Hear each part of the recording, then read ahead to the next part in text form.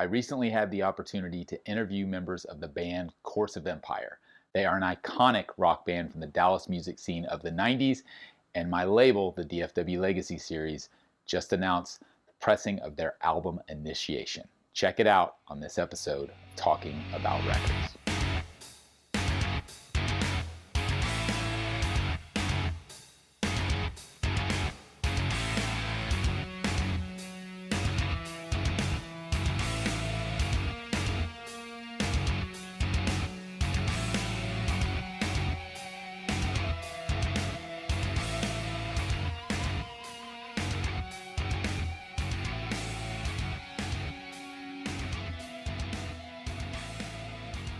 Welcome, ladies and gentlemen. My name is G.I. Sanders from NTX Vinyl, small chain of independent record shops in the Dallas-Fort Worth area. I'm also one of the founders of the DFW Legacy Series, which is a reissue record label focusing on iconic releases from the Dallas-Fort Worth scene of the past. We are here tonight to speak with my friends Mike Graff and Michael Jerome from the band Course of Empire. Welcome, fellas. Hey, hello. It's so good to have you here. Just to set the stage a little bit, we are in Deep Ellum, which is cool because Course of Empire, along with so many other bands from the early 90s up through current day, made this their home from a live music perspective. We're at the Deep Ellum Community Center, which is amazing. We've done a lot of interviews for the DFW Legacy Series releases, but this is the first one we get to do in the flesh because we're past COVID and we can be in person and actually speak to each other, which is a very cool thing. So thanks for everybody for tuning in. We've got a lot to talk about tonight. We've got a big show tomorrow night at House Blues. Talk about that. We've got a couple of vinyl releases that are projects we've been collaborating on over the last couple of years. And so I'm excited to get into it. Kind of just getting Me too. Thank you, G.I., for doing everything that you do. You're really documenting history for so many people, and it's just not the music. It's not just the music, but it's all these interconnected relationships that go very deep. But I can keep getting philosophical here. No, yeah. Well, that's honestly the first thing I wanted to touch on. We were talking a little bit off camera. Is I grew up watching you guys. I was in the audience at Trees and at Rick's place, and to come full circle and to be here sitting with you is quite surreal. Even though I've gotten to know you now and I consider you a friend, but it's still like you're still my craft, of course, Empire. Michael Jerome, of course, Empire. So it's incredible for me personally, and what we were talking about off camera is how we connected. And when we launched this record label, the DFW Legacy Series, myself and a few really good friends who do all of this for no reason other than the fact that we love the albums. Like that is the heart and soul of it, right? When we started all this, we didn't know each other, but there were so many people who kind of found interest in what we were doing that I ended up connecting with a lot of people like yourself, and it's been an amazing journey. When I originally connected with you, you were already working on some projects. Course of Empire related, even though the band hasn't been active for so many years, and so it's again full circle to be sitting here and timing this on the week when there is a show happening where yourself and Mike Dane and Duncan Black will perform tomorrow night. That's a sold-out show at House of Blues. So tell me how the House of Blues performance. Let's kick off talking about that. How did that come to fruition? This really came together from Tammy Thompson, who manages Toadies. Yep. She came out to Club Dada a year ago, October 25th. We had an event for Chad, our brother. He played drums and of course with Michael and me. And we spent a decade in that band together. And as you know, when you play music with people, you're responsible for each other. And you're brothers for life. And once, especially if you do it for an entire decade, and we've done it longer. But when this happened with Chad, a lot of people in Deep Ellum know Chad Logan. We spent a decade making records. Not records, actually. Not vinyl records. Nobody did vinyl records back in those days. It was all CDs. Hence our label. That's why you're doing this now. Yeah. But you spent a decade with a creative relationship with somebody like Chad and Michael. And then that was my period, but then once Horse split up, Chad was down here in Deep Ellum, making every other group sound fantastic at the Curtain Club. So he gave 20 years of his life to making other people sound their best and making those kick drums smack, the guitars blaze, the vocals sit on top of that mix, and so many people came through Deep Ellum and enjoyed themselves because of the work that Chad Lovell had done in that whole perspective. So he really kind of had two careers. I don't know, maybe some of your, I would imagine most of your audience is aware that Chad suffered a brain injury almost 3 years ago on the 18th of November, like 3 years, that he's been fighting for his life, truthfully, everybody. And so we've just been trying to do what we can do as his mates, as his brothers. We're musicians, not doctors, to just try to create as much positive spiritual energy, to conjure as much healing spiritual resonance throughout the universe, so that it will hit Chad and he will understand that he hasn't been forgotten. Yeah. And that's very important for somebody who's trying to come back from where he's been, because that is lonely. And so that's what we did a year ago. We had an event at Club Dada, just a couple of doors down from here. Absolutely. And the band didn't try to perform that night. We had a listening party for this recording Fields of Discipline, which is the vinyl project that I had gotten started with the guys at Bandware. And that's during this period, I heard about the stuff that you were doing, and we talked about the possibilities of working together on this thing. But I was already kind of working with Jim Cock and the guys with Bandware. So we just kept going with that scenario. And we had this event for Chad. Am I talking to you? You're the reason we're here. No one here wants to hear me talk. Well, I hope these people care about what I have to say. So we had this event for Chad at Club Dada, and we had a lot of drummers from around town show up with us. We had a listening party for this album, and this album is actually Chad Lovell's first recording session with Course of Empire, and we just recorded it as a reference for ourselves. There were a couple of cassettes we gave to the band or to the club owners during this time, and that was it. I mean, we forgot about it. And then we made the first record with Alan Strobel and Carpe Diem, which we made on CD and it went out, and then we forgot about this recording. The long lost recording, true. Yeah, and the thing about this is Chad's first performance with the band, right? Chad's first recording session with the band.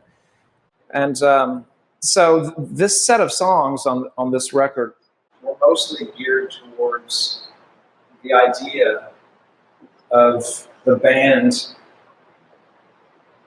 putting drums out into the audience, handing people drumsticks, and essentially turning over control of the show to the audience. And it was influenced by the Kodo drummers of Japan. And after seeing the Kodo drummer, sorry, Michael, I'm doing all the talking here. Please. I insist. We saw the Kodo drummers when we were 4-piece with Anthony Headley. And Headley said, we need to take that idea, bring it into post-punk stuff, which is what we were doing. And so we brought Chad in on the second chair drummer, which is funny. The very first show we did with two drummers trying to put this idea out there, we didn't have any proper gear to try to render this highbrow Kodo concept or interpret it with rock and roll. And we had a kick drum that was just sitting on a bar stool, and Chad was beating on it like this and just got a little too jealous, and it fell off the bar stool and started rolling out into the crowd because it was so not high tech in those days. But it was a little embarrassing having to go, oh, excuse us, run out in the crowd, grab your drum, take it back to the stage. But that was the beginning of the drums going out into the audience. And so full circle at Club Dada. Yes, thank you. So it went from those days, which eventually it got too dangerous to put the drums out in the audience. But at Club Dada, we did this thing where Michael, maybe you can talk about what happened that night. About the drum jam? The idea. Right. So based on the concepts that they had, created at that time, I basically tried to manifest that live in the moment with anything that could be found. So we had plastic garbage cans that I turned over and just dispersed amongst the grounds in hopes of trying to re-stimulate this idea and concept of unity and creating this cacophony of sound and noise with from a tribal drum stance, and a place. So, and that was all to generate the energy that was going to send as much positive energy and healing energy towards Chad. So I wasn't able to be there that night, but you can go to courseofempire.com and you can pick up this record. And you can also see video from that night because I just watched it a couple days ago. Yeah. You've got a Facebook video kind of embedded there where you can see you marching around with like a staff. Oh yes. Kind of, I was cheering trying to the be the crowd band on. leader. Yeah. Kind of prancing around. And you're in the video. So check that out. Go to courseofempire.com. I think you guys pressed 300 of this one. Is that right? There's 300 numbered copies. 300 numbered copies. I think we've sold probably 160. Most of those are all pre-sold pretty much. So we still have some to sell, and I'll have some at the HOB show tomorrow. Yeah, so everything we're doing, this album, the other record we're going to talk about, the House of Blues show, it's all support Chad, first and foremost. So it sounds like the relationship with Tammy and the ability to perform tomorrow night kind of started there. Yeah, because Tammy was at the event, and she loves Chad, and they've been friends forever. And she was there in October, almost a year ago, when we had the first thing. And so she wanted to do something and saw an opportunity for us to give us a little bit of a platform to do this thing again to support Chad. So very thankful. I would not be playing on the HOB stage if it weren't for our friends, the Toadies, saying, "Come on up and join us." So thank you, guys. Yeah, so sold out show. House of Blues Dallas, Toadies, Dusu doing a reunion. Casey have not Hess. played in years, which is going to be amazing to see those guys. And the other cool thing that's going on is a live auction, or a silent auction, I guess you should say. So there's all kinds of amazing items that have been donated, and all the proceeds obviously are going to go to help Chad and his family. You've got autographed drum heads and guitars and all kinds of rock and roll memorabilia from bands like Tripping Daisy, Secret Machines, PJ Harvey, Toadies, Reverend Horton Heat, Flicker Stick, The Vanished, on and on and on. The DFW Legacy Series is donating an entire set of all of our titles. So you can bid on that if you're at the show. Like I mentioned, it's sold out. So try and grab tickets if you don't already. But it's going to be an amazing night to see you on stage again, to have everyone there. It's going to be like a big family reunion, I think. It feels like it's coming together like a family, because there's decades of these relationships in this neighborhood that, and a lot of people haven't seen, certainly since COVID happened.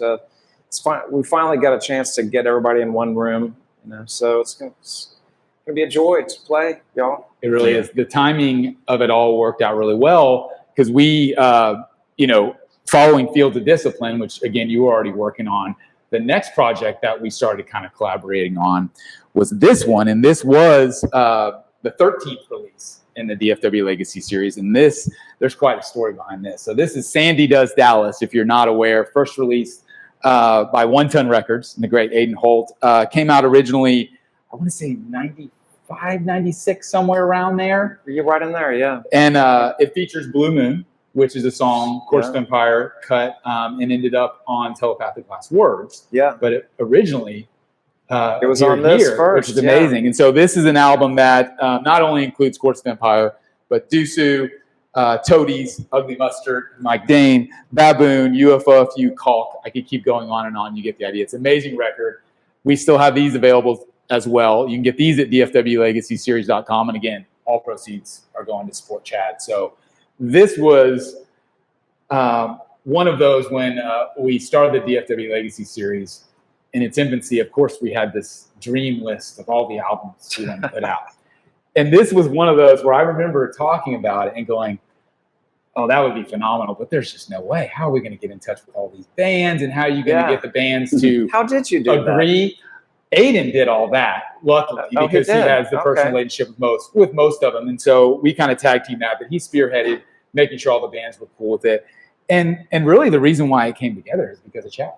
I mean, I don't think this happens without Chad, obviously, because when everybody learned that it was, in support of his situation, that's when everyone's like, yes, no brainer, do what you need to do. Yeah. And so it's been an honor to work on this and to bring such a cool album to life. If you don't know, this is a complete covers album of the entire Grease soundtrack by Dallas's rock royalty, as I named. And so it's, again, cool that this came out, and it includes Course of Empire, Toadies, and Dusu. And we're sitting here a night before a House of Blues show where all these bands are going to be represented. So it's just an amazing thing. Well, as Duncan Black will be playing with me tomorrow night, and Mike Dane. Of course, Mike Dane was in Ugly Mustard on this record during that time. Duncan played with Dooms UK and Slowpoke, so he's on this record twice. Ugly Mustard has two. I guess there's two versions of Sandra D on there. But that was such a fun night. Do you remember this night? The night that we released that. Wasn't that a Halloween thing? Yeah, it was Halloween. Yeah. I feel like I remember you having white hair or something that night. Yeah, did you have to do something? Girlfriend at the time went ahead and painted the hair that I had at the time. Is now gone. And as the show kicked in, and it was always so very warm. Once we all started on that playing tiny tree stage, in trees, steamy, and so once that started, the liquid started to roll, and so did the paint. And I think people said, "Man, it was really macabre, man. There was something really weird. They thought it was part of the show, spooky and weird happening up there, but cool." Yeah. So it was Halloween, though. Yeah. I mean, it was a fun night. My biggest memory of this night, and I think we talked about it with Mike Dane when we released this a few months back, was they drove a Harley through the middle of trees. Oh, wow. And lifted it onto the stage and then drove it out the side door. Just absolutely. That's right. They did the Judas Priest thing. Yes, Ugly Mustard was probably the most accomplished stagecraft of theatrics. Any of the Deep Ellum bands at Trees. They did the craziest things. So whenever I think of Ugly Mustard, I think of those lights coming through the fog that those guys used to wear, those crazy glasses that shoot beams out into the crowd, and Kelly suspended from the ceiling with a bunch of tubes and crazy stuff. So again, Fields of Discipline, grab it at courseofempire.com.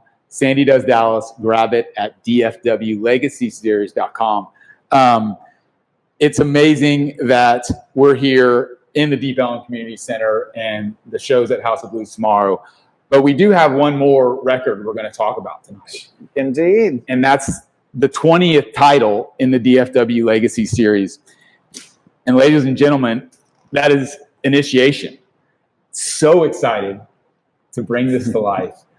Of all of the albums, I don't know if I ever thought this one would happen.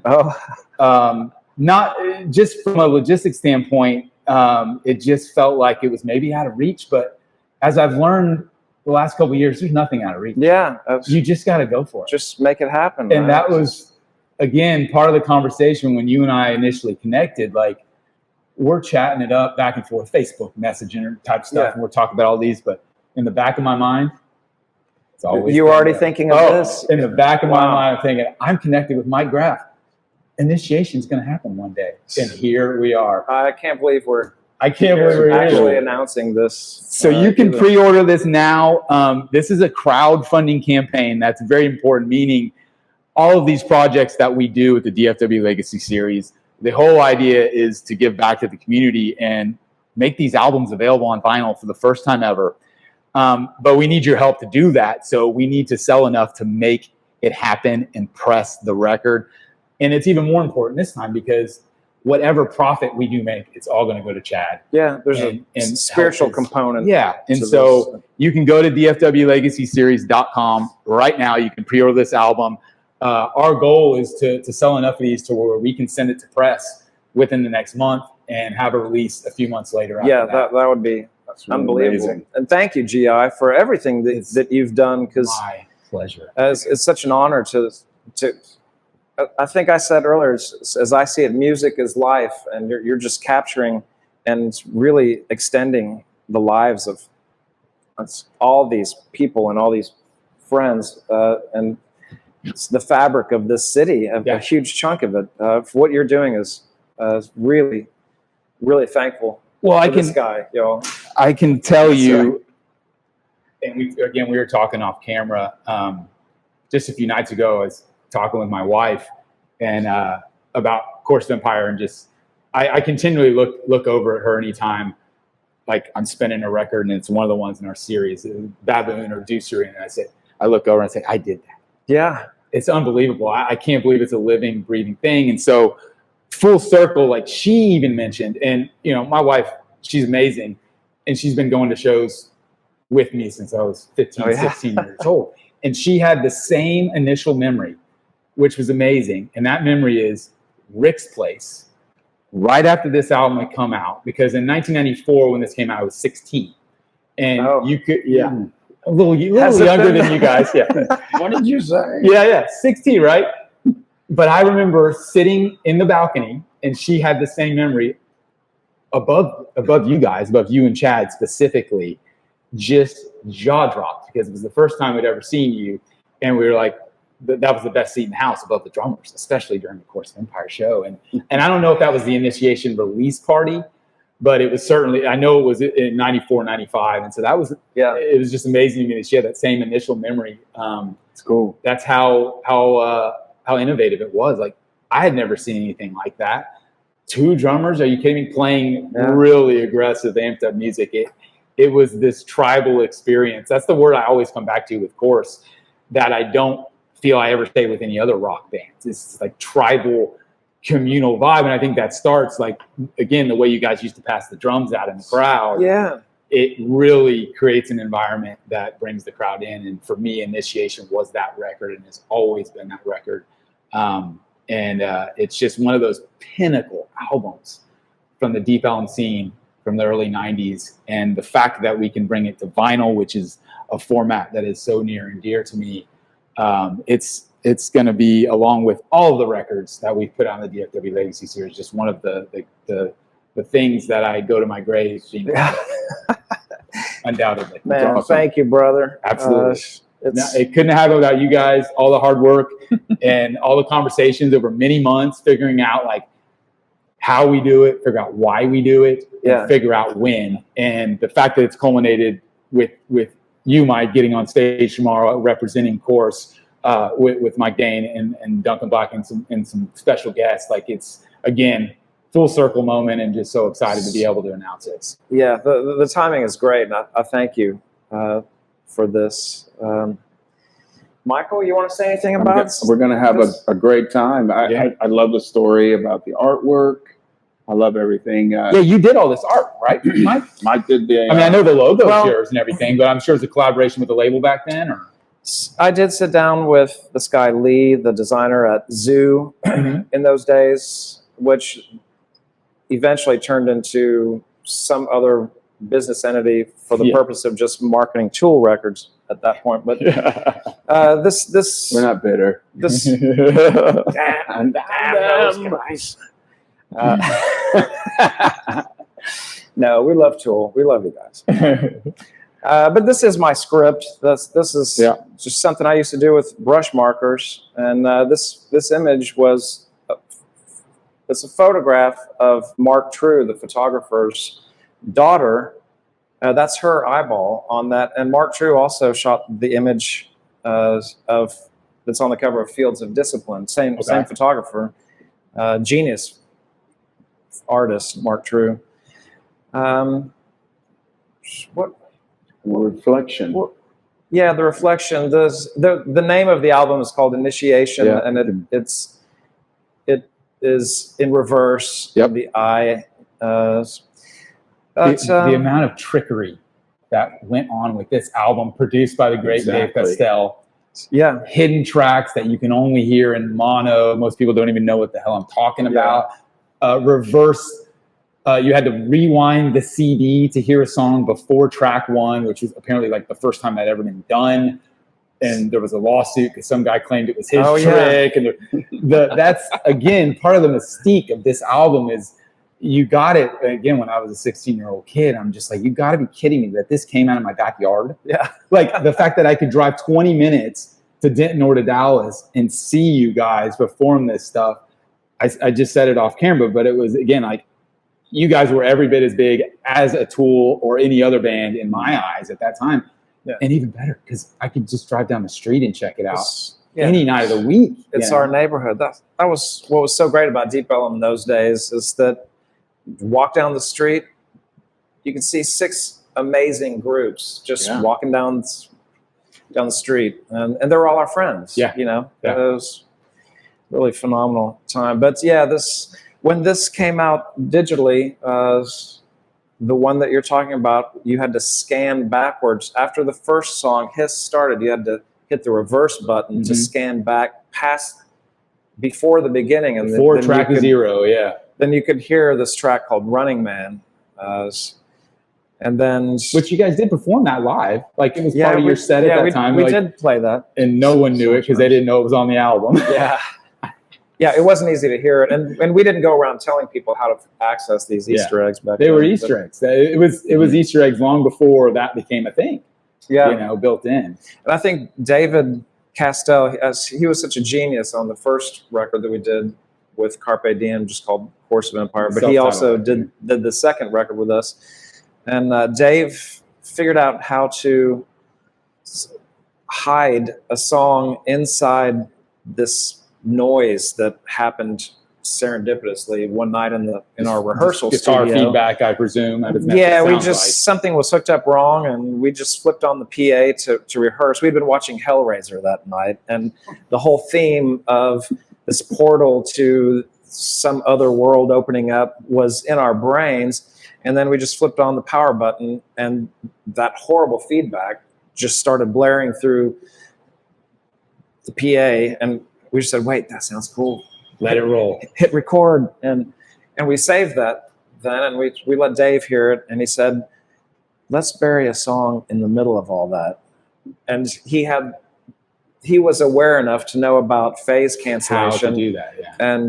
And buried this other song called Tomorrow, which was it's kind of a hymn kind of thing that Vaughn had written. The night that we recorded Tomorrow, we did it in the bottom of some building downtown, a parking garage, where we went all the way to the bottom of this parking garage. And we set up Chad at one end of this parking garage with a couple mics and a floor tom. And then we set up Vaughn at the other end, which was about 100 yards of this thing. And Dave had these long cables going from one end to the other. And Vaughn at one end would sing this melody, and then he'd get to this word tomorrow. And then Chad at the other end of the parking garage would hit the floor tom. And we were sitting in the middle, and in absence of any other sound, noise floor, you could literally see the high frequencies come ripping down the wall, and then you feel the low frequencies come moving through the cement. Unbelievable. Which see, this is the shit you can't do in your bedroom with a MacBook these days. Like, this was real recording as an art. Like, most kids coming up have no idea that this even existed. That you would use this type of real world scenario to impact the recording. Yeah. So so sitting there, we became very aware of resonant frequencies, and the whole Ella Fitzgerald thing with the glass, and got us onto these ideas of all things in vibrational, having a vibrational nature, and maybe there's a master key for all vibrational things that got us back to opening up, you know, deep stuff. But, which is why this album has so much mystique. Yeah. Because of these things that you guys built into it. And Jerome, I want to set the timing a little, because you joined right as the album was getting released, right? So you weren't playing on Initiation. That's correct. But you come in, so you joined the band when you guys were already hitting them. You were already headlining clubs at that point for a long time. So you enter the band when they're an established Dallas. I'm coming in as a fan. Okay. At the time. Tell me about that. I'm a huge fan. I'm in another local band. You were in I'm in a band called Pop Poppins. Pop Poppins, of course. Yeah. And I'm also at that time, early on, when they were releasing Course of Empire, and we're hearing it on the radio, and I'm going, great. Is that what we have to compete with? You know, and I'm like in agony. It's just like, but I'm also just completely inspired, and I want to see these guys live. I want to see how they are presenting this stuff from a, you know, how can this be? How could they sound like this? Yeah. And at the same time, I'm also playing it at the time with the Toadies at the same time. So I'm we're all just inspired to play and for the fun of playing. Yeah. We're all young enough for that to be the agenda. But they're older. And so I'm inspired to go see what I should be thinking about and what I should be doing. And what I want to be doing, you know. And so by the time we get to this record, I think Pop Poppins had finished a tour, and he come home, and they were in the studio with David Castell. And I think Mike looks out, and they're all, hey, you want to come hear the record? You want to come listen to some stuff? And of course, I'm peeking, and I'm kind of apprehensive. I'm just like, what do you need my opinion or to hear it? And so I'm just listening to stuff, and everything to me is just amazing. I've never heard anything like it. It's very different from the Course of Empire, the original record. Sure. But it's just amazing, and I'm trying to figure out what the sources were. Yeah. And what the influences were. That was the hard thing for me when I started constructing how to talk about this album. Is like, and I'd be curious, like, it's so unique in how sculpted it is as a piece of art. Truly, like, there's so many layers to unpack and all that mystique. Like, it's hard to name a lot of other artists or albums that can describe to people what the sound is like. And that's on the record, but even live, that takes it to a whole nother level. So what was it like the first time you got to join and play? Where was your first show with the band? Do you remember? Was it like a Trees show? I think it was Trees. Probably. I mean, that was the staple. Trees. Was it Trees, or was it, I feel like it was the initiation release party at Deep Elm Live. Is that what it's called? Deep Elm Live? That would have been it. Yeah. I think that was. Which that was like for a local band. Yeah. For a local band, that's a big venue. Like, you know, that's because you're beyond like the club scene and the actual. I remember for just a flash of a moment, because it was dark, it was pitch black, and we had spent hours and hours and hours with a dear friend setting up a Verilight system that had never, for this local band. Yeah. And we spent, so they did hours of programming and just the work it took to put that show together for just pre-production. But anyway, we're finally doing the show, and it's pitch black on stage. And you just see flashes of people taking, hadn't turned their lenses off, and flash, flash, flash. And just a moment in one of those flashes, we're on stage in position already, and just for a moment, one of those flashes went off, and I could actually see how far back that crowd actually went to the door. And maybe a nanosecond, I had a brief little panic attack. I love it. And that was your first show with the band? That was my first show with the band. I have two distinct shows. The Rick shows and the Tree shows, I remember those. The other two shows, one of them was next door at the original Bomb Factory. There was a show where you guys I remember that. opened up for Tripping Daisy, I believe. And I remember being in the pit, down real close up against the rail, sweaty teenager. Wow. And walking out of the pit, and I was a huge Tripping Daisy fan, and I had just started getting into you guys. And I remember kind of exiting the pit to get a breather and a sip of water, going, how the hell is Tripping Daisy going to follow this? Oh. Right? And they did. I mean, they're amazing too. But I remember having that thought. The other one, do you guys remember the show at Artist Square? That was, I believe Toadies maybe played last, but it was you guys, the Rev, Toadies, Tripping Daisy. Like, that was like the pinnacle of when all of those bands were at the top of their game, all breaking nationally at the same time on radio and MTV and all this. I don't remember how many thousand. Artist Square was that? That wasn't the Doug Simmons festival that got rained out. No, this wasn't that one. This was one that went off without a hitch, and it was an all-day thing. Yeah, I think Redbeard was supporting us. This was before Telepathic before we got on with TBT, when we thought it was going to come out with Zoo during that period. So it was a slightly different record at that point. But Redbeard was playing us, which was very cool. He was supportive the whole way. I remember that. He was coming to shows at Trees, sitting on the side of the stage. Yeah, I mean, I remember, and obviously there was the huge gap between when the record was the last record, not Initiation, but when Telepathic was supposed to come out, when it actually came out. But I remember hearing, the singles, The Information and whatever the other single, he was playing those months before. And you're like, when is this album coming out? You couldn't buy the record, but it was on the radio. It took forever. Yeah, that was a weird little thing timing. Yeah. But, that's the music industry, you go forward with stuff and hope that the timing works out, but often it doesn't. Well, I'm just excited because we've got Fields of Discipline on vinyl. We've got Blue Moon on Sandy Does Dallas. Now, in a couple months, I'll be able to hold up this album and drop the needle on it. Incredible. It's an incredible thing to, again, take the music from being just in this digital kind of floating area that you can't touch to bring it back to a physical world and be able to hold it and share it and own it. Yeah. It's just not a thing people do with music anymore. And so that's kind of at the essence of the DFW Legacy Series and why we do all this. And totally. To be able to support Chad in it is icing on the cake and just so meaningful to so many people. And I think that's going to really show tomorrow with the auction and the support for the show and all that type of thing. So I believe it's, man, thank you again for this. I see tomorrow night's show as really a record release party for the Baboon record that I just received in the mail as well. I mean, these are all puzzle pieces, a mosaic of a time, and these are all art objects that are extremely valuable to me, and I hope to other people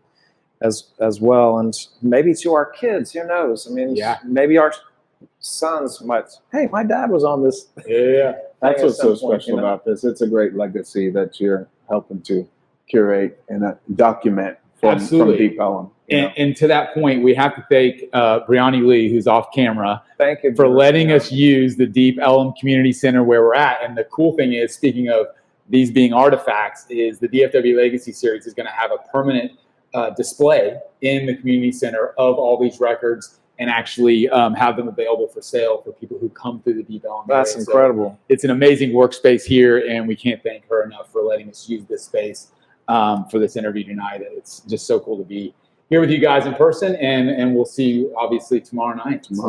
Incredible.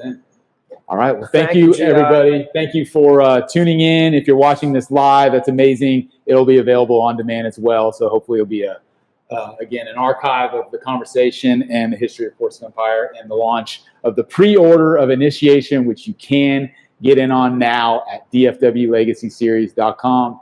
Michael Graff, Michael Jerome, thank you guys so much for being here. We will hopefully see you guys tomorrow night at House of Blues, and grab your record. Go to courseofempire.com, dfwlegacyseries.com, and really appreciate the support and everything that it's going to do to help Chad and his family out. So thank you so much. Appreciate it, guys. Thank you, G.I.